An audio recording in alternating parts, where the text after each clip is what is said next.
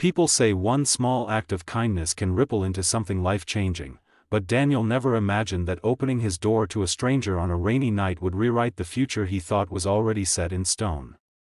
He didn't know her name, her story, or why her hands trembled as she stood on his porch. All he knew was that his 6-year-old daughter, Lily, was asleep inside, and he had spent the last 3 years learning that loneliness can make even a crowded world feel unbearably silent. What he didn't know was that this woman, soaking wet, exhausted, and barely able to stand, would make one phone call the next morning that would change everything he believed about loss, hope, and family. And this is how it all began. Rain hammered the windows like impatient fingers demanding to be let in. Daniel Shaw wiped his hands on a towel as he stepped away from the kitchen sink, thinking maybe the late hour was playing tricks on him. But the knock came again, soft, hesitant, almost afraid of being heard. He opened the door, and there she stood. The woman's hair clung to her cheeks, her sweater dripping. She held her arms close to her body like she'd been walking for miles with no place to go. "I'm sorry," she whispered. "I know it's late. I need somewhere safe for the night. Just the couch. Please." Daniel swallowed hard. 3 years ago, he might have said no. 3 years ago, when his wife, Sarah, was alive, the house was full of warmth and laughter and the kind of trust that made kindness feel effortless. But since the accident, he had built walls so high he barely remembered how to climb out of them. But Lily was asleep. The woman looked broken. And something deep in his chest, the part that still remembered how it felt to be cared for, softened. "All right," he said gently. "You can stay. Just for the night." Her shoulders dropped with relief, and for a moment, Daniel saw a flicker of something, fear, exhaustion, maybe both, flash across her eyes. Inside, the living room was dimly lit by the soft glow of a lamp. Lily's drawings covered the fridge, her toys piled neatly in a basket. It was a small home, but it felt warm, safe. The woman glanced around like she hadn't seen comfort in a long time. "You can sleep here," Daniel said, pointing to the couch. "Blankets are in the closet." "I'm Emma," she murmured, pulling the blanket around her shoulders. "Thank you, really." But Daniel noticed she didn't lie down right away.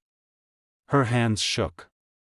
Her eyes kept drifting toward the front door, as if she expected someone dangerous to burst through at any moment. He didn't pry. He didn't ask what happened.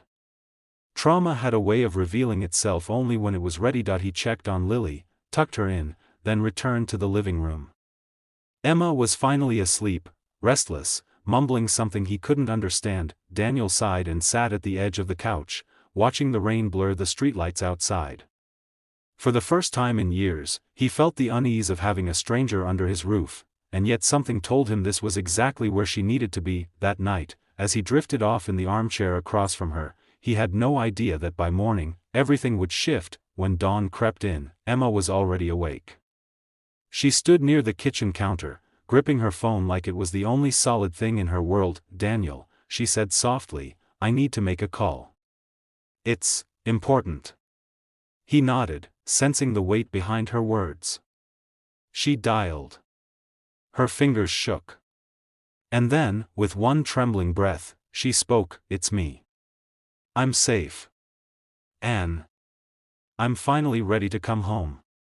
Her voice cracked on the last word. Daniel watched her, confused, but something in him stirred. This wasn't an ordinary call. This was a surrender. A plea.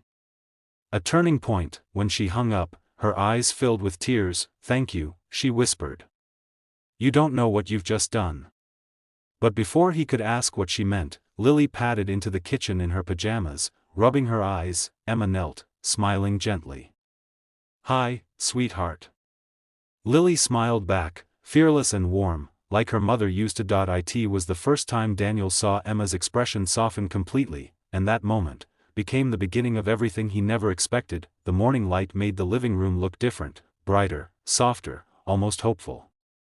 Emma sat at the breakfast table, hands wrapped around a warm mug of tea. Daniel could see she'd washed her face, brushed her hair, and somehow looked like she was trying to piece herself back together. About last night, she began, I didn't tell you the whole truth. Daniel sat across from her. You don't owe me anything. Maybe not, she said, but you deserve to understand why I showed up at your door. She took a long breath. I ran away.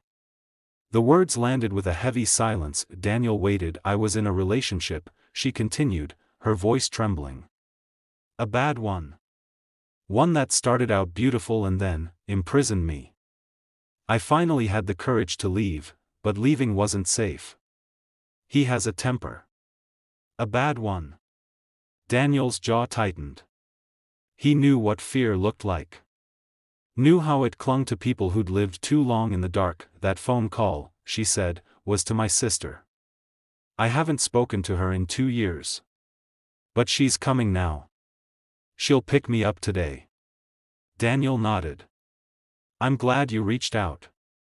You did the right thing.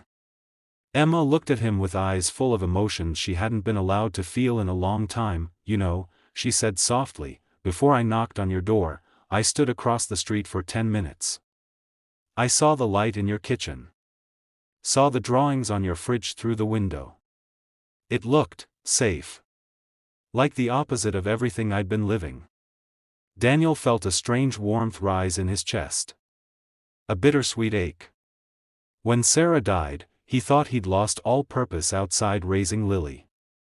But this, helping someone who needed a place to breathe, gave him a feeling he hadn't felt in years. You and your daughter, you reminded me that there are still good people left, Emma whispered. Before he could respond, there was a knock at the door. Emma froze. It's her, she breathed. Daniel opened the door to a woman in her 30s who shared Emma's eyes and hair color.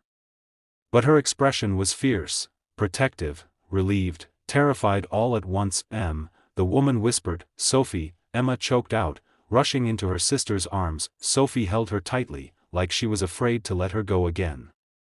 Tears streamed down both their faces. Thank you, Sophie said to Daniel. You have no idea what you've done. We've been trying to get her away from him for months.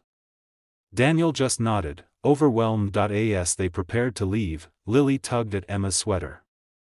Will you come back and see us? She asked shyly. Emma knelt, brushing a strand of hair behind Lily's ear. If your dad will let me, she said softly, looking up at Daniel. He hesitated, not because he didn't want to say yes, but because he felt something new rising inside him.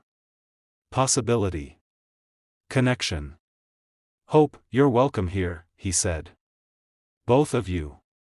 Emma smiled, a soft, grateful smile that felt like the sun breaking through heavy clouds. Before she walked out the door, she turned back. That phone call changed my life, she said.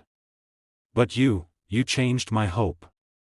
And then, with her sister beside her, she stepped into a future she finally felt brave enough to reclaim. When the door closed, the house felt quiet again, but not the same kind of quiet Daniel had grown used to.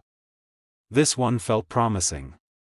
Healing, and for the first time in years, he felt something in his heart opened at a beginning, one born from kindness, bravery, and a single knock on a rainy night, because sometimes, the strangers we help become the people who help us heal.